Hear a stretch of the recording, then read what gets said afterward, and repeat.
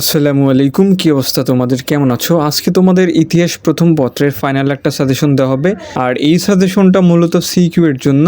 CQ এর জন্য কোন কোন অধ্যায় পড়লে তোমাদের জন্য সহজ হবে, ভালো হবে এবং প্রত্যেকটা অধ্যায়ের গুরুত্বপূর্ণ বিষয় বলে দেওয়া হবে। এই সাজেশনের বাইরে থেকে ইনশাল্লাহ সিকিউ আসবে না। তোমরা অনায়াসে খুব সহজেই 8 থেকে 9 সেট বা 10 সেট সিকিউ তোমরা কমন পেয়ে যাবা। দিতেই হবে তো 60টা। আর এমসিকিউর জন্য তোমাকে সবগুলো অধ্যায় তো পড়তে হবে, ঠিক আছে? তো সিকিউর জন্য যে অধ্যায়গুলো তোমাদের জন্য সহজ হবে এবং পড়লে ভালো হবে: প্রথম অধ্যায়, তৃতীয় অধ্যায়, চতুর্থ অধ্যায়, পঞ্চম অধ্যায়, ষষ্ঠ অধ্যায় এবং অষ্টম অধ্যায়।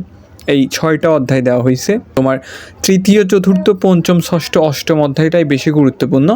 প্রথম অধ্যায়টা তোমার মাঝে মাঝে একটা সৃজনশীল দেয়, আবার ক খ দেয়, তবে এমসিকিউ কিন্তু সব অধ্যায় থেকে আসবে। তো আমরা যে কয়েকটা অধ্যায় এখানে দেওয়া হইলো, আমরা সবগুলো অধ্যায়ের একটু গুরুত্বপূর্ণ বিষয় বলে দেওয়ার চেষ্টা করব। প্রথম অধ্যায়ের গুরুত্বপূর্ণ বিষয় বলি।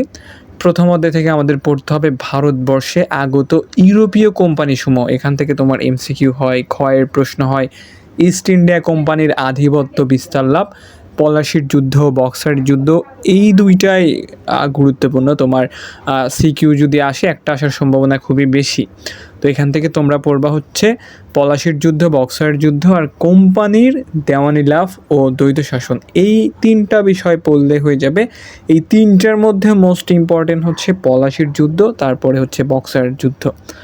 ওকে, আর কোম্পানির দেওয়ানি লাভ এবং দ্বৈত শাসন, এই বিষয়গুলো খ নাম্বারের জন্য কমন।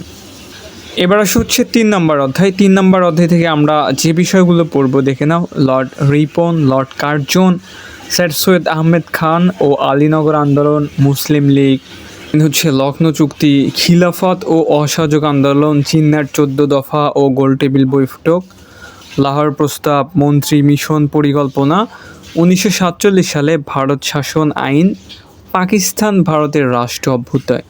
এখান থেকে তোমার বেশি গুরুত্ব সহ পড়বা lord Ripon, Curzon, sir Syed Ahmed Khan ও আলীনগর আন্দোলন, মুসলিম চুক্তিটা বা মুসলিম লীগটা একটু ক্ষয়ের জন্য দেখবা। দেন জিন্নার 14 দফা, গোল টেবিল বৈঠক, এইগুলা ক্ষয়ের জন্য গুরুত্বপূর্ণ। লাহোর প্রস্তাব দেখবা। আর এইদিকে তোমার একটু দেখতে হবে খিলাফত ও অসহযোগ আন্দোলন। তো এখান থেকে তোমার ওই ঘর জন্য লর্ড রিপন, লর্ড কার্জনের সংস্কার, দেন স্যার সৈয়দ আহমেদ খান ও আলীনগর আন্দোলন, এইগুলা গুরুত্বপূর্ণ। দেন বাকি যে তোমার আছে মুসলিম লীগ, লখনৌ চুক্তি, খিলাফত ও অসহযোগ আন্দোলন, জিন্নার 14 দফা, লাহোর প্রস্তাব, তো এইগুলা ক খর জন্য বেশি গুরুত্বপূর্ণ। ওকে, আমরা এখন দেখবো 4 নম্বর অধ্যায়। 4 নম্বর অধ্যায় থেকে তোমার একটা তো আসবেই, 2টা আসার সম্ভাবনাও খুব বেশি থাকে। আগে তো 2টা করে দিতে, এখন যেহেতু ফুল সিলেবাস একটাই দিবে হয়তো। তো 4 নম্বর অধ্যায় থেকে আমরা পড়বো ভাষা আন্দোলনের A to Z। এখান থেকে সৃজনশীল আসে। ভাষা আন্দোলনে শহীদদের পরিচয় ও অবদান, এখান থেকে খুব একটা আসে না, এমসিকিউর জন্য দেখবা। ভাষা আন্দোলনের ইতিহাস, 1965 সালে পাক ভারত যুদ্ধ, এইগুলা ক্ষয়ের জন্য গুরুত্বপূর্ণ। পাক ভারত যুদ্ধ নিয়ে ওইভাবে ঘর সৃজনশীল আমি কখনো দেখি নাই। এবার পঞ্চম অধ্যায়। পঞ্চম অধ্যায়টা খুবই গুরুত্বপূর্ণ। এখান থেকে 6 দফা পড়তে হবে, এর গুরুত্ব পড়তে হবে। আগরতলা মামলা, 69-এর গণভ্যুত্থান, 70-এর নির্বাচন, অসহযোগ আন্দোলন, দেন 7ই মার্চ ভাষণ।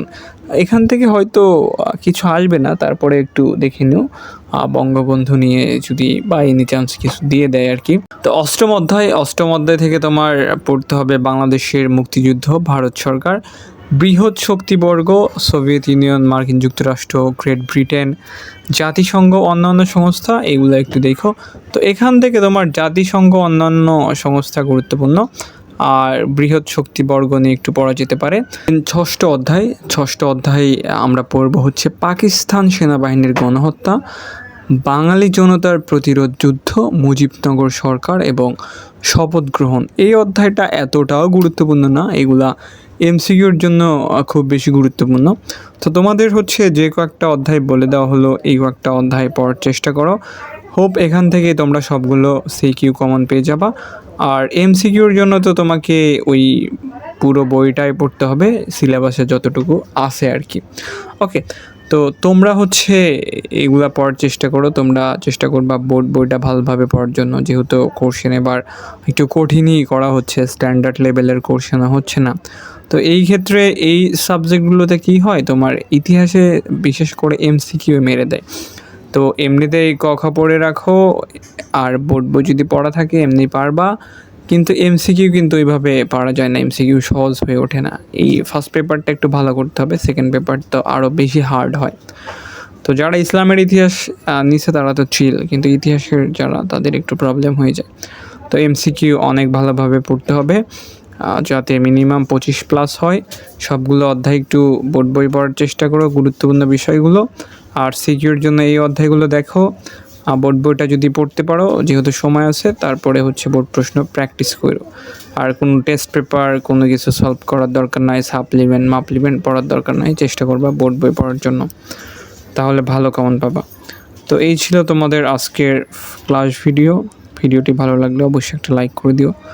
চ্যানেলে নতুন হয়ে থাকলে চ্যানেলটিকে সাবস্ক্রাইব করে পাশে থাকা ঘন্টা বাটনটি অল করে দিও।